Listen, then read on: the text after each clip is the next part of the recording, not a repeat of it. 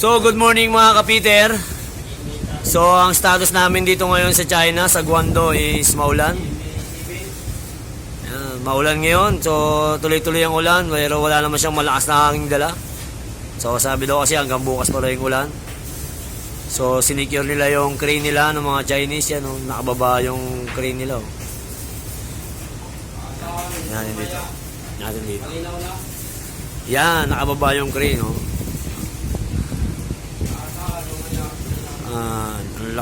Maulan-ulan siya, tuloy-tuloy yung ulan pero wala namang hangin.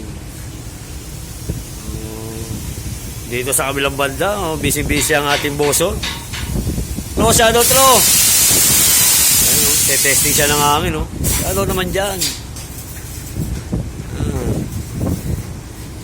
Subukan niya yung ano. Ang tawag dyan, tro? Welding pump na pang-chemical, pang-bodega. So, yan yung gagamitin nila.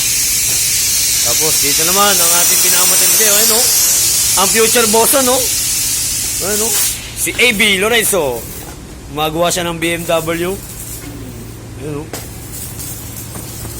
Sa pag-uwi na sa Pinas, yung mga gusto mong paggawa ng kariton, PM nyo lang si AB.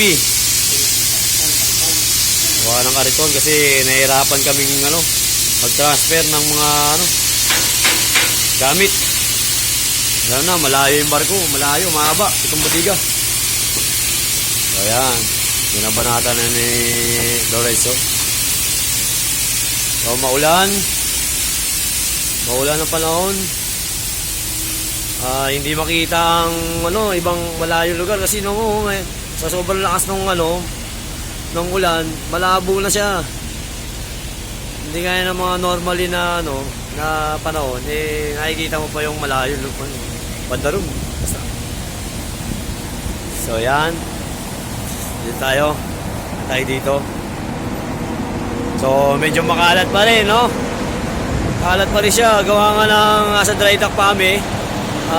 Stay kami dito ng mga halos 1 month na, tapos ang estimate 5 bangas namin. So may kadena guys, mapapasin nyo mga kapiter, meron siyang kadena dyan.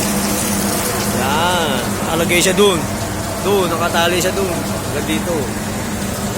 Safety yan para hindi lumayo yung barko. Yan, walang trabaho yung mga taga-dry dock. Wala silang trabaho. Yan. Yan mo yung shipyard. Dito naman yung dalawa, si AB tsaka si OS Sherwin. Tutulong sila. Shipmate, Sir, shoutout, sir.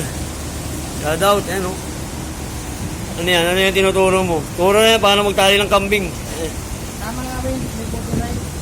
Yeah. Kung saan yung kalawin kita, kung saan yung kanan, yung sa'yo mo, kaliwa yung paso.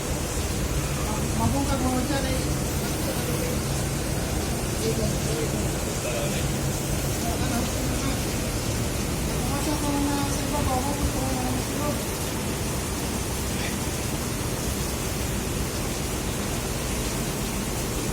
Yan, tinuturuan si tropang Sherwin. So yan guys, kababa yung shipyard, yung crane nila kababa. Ayun, doon sa baba, nandyan. Ayun, nakababa doon. Sinafety nila kasi mahangin siya. Hindi naman ganun kalakas ang hangin, pero tuloy-tuloy yung ulan. So hanggang bukas pa raw yan